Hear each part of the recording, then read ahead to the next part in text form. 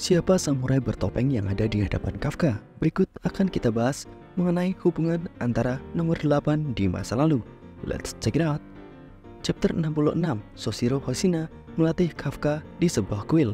Kuil tersebut bernama Kuil Ryune. Kuil Ryune dulunya adalah tempat pertarungan yang mengubah sebagian besar wilayah Edo dan wilayah lain menjadi lautan api. Pertarungan ini disebut sebagai bencana besar pada tahun 1657. Pada tempat latihan ini, setelah selesai berlatih, Kafka melihat ada bayangan samurai bertopeng. Samurai tersebut terlihat memiliki dua pedang dan membawa tombak. Dan jika dilihat dari pakaiannya, sama dengan pakaian pada ilustrasi pertarungan pada tahun 1657 ketika melawan kaiju berbentuk seperti naga. Atau mungkin juga pakaian sejak zaman yang lebih lama lagi. Memang masih belum diketahui. Lalu siapa samurai bertopeng tersebut yang dilihat oleh Kafka?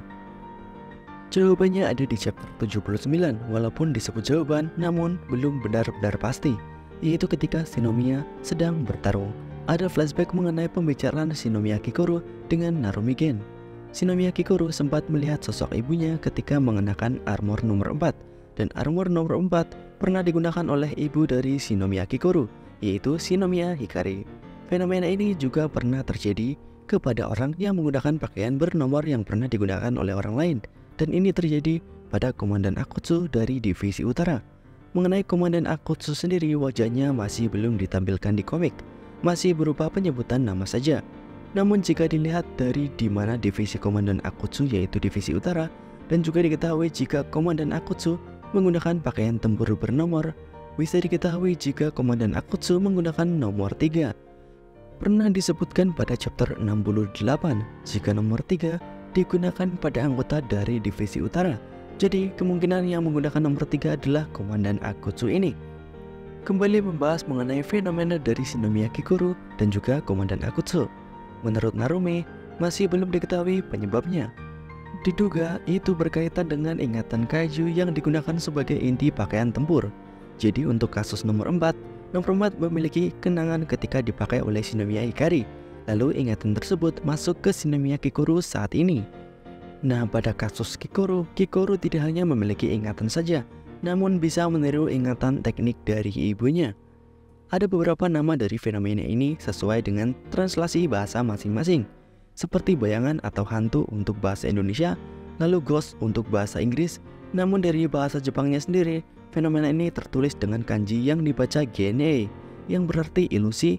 Namun pada furigana atau simpelnya cara bacanya, di situ tertulis ghosto atau ghost. Nah, fenomena ghost ini kemungkinan terjadi pada Kafka di chapter 66 ketika melihat samurai bertopeng. Kemungkinan besar, samurai tersebut adalah pengguna kaiju Hachigo yang pertama. Dan setelah kematian pengguna kaiju Hachigo, inti dari kaiju Hachigo yang berbentuk seperti serangga yang bisa terbang ini berkeliaran melewati era lama ke era baru dan akhirnya menemukan Kafka Hibino sebagai wadah barunya.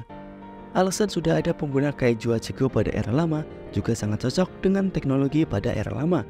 Pada era baru seperti sekarang, Soshiro Hoshina yang dikatakan sebagai anak berbakat yang teknik berpedangnya melampaui keluarga Hoshina era lama dan era baru, itu membuktikan jika Soshiro adalah yang terbaik. Walaupun Soshiro adalah yang terbaik, Soshiro tidak bisa mengalahkan Chougata Kaiju, kaiju berbentuk raksasa. Padahal pada zaman dahulu sudah ada Chougata Kaiju. Sedangkan pada zaman dahulu masih belum ditemukan teknologi pakaian tempur dan tembakan dari Izumo teknologi yang bisa mengalahkan Chougata Kaiju. Zaman dahulu hanya bertempur menggunakan katana dan juga tombak. Benar-benar mustahil. Lalu bagaimana jika pada masa itu juga ada kaiju Hachigo? Keadaan akan berbeda. Dan itu juga alasan pengguna kaiju Hachigo yang pertama, yaitu anggota keluarga Hoshina, mengenakan topeng agar identitasnya tidak diketahui oleh orang-orang lain ketika kembali berubah wujud menjadi bentuk manusianya. Itu adalah teorinya, kebenarannya memang masih belum 100%. Nah, bagaimana menurut kalian? Apakah samurai di Kuil Ryune benar-benar orang yang pernah menjadi kaiju Hachigo dan merupakan leluhur dari keluarga Hoshina?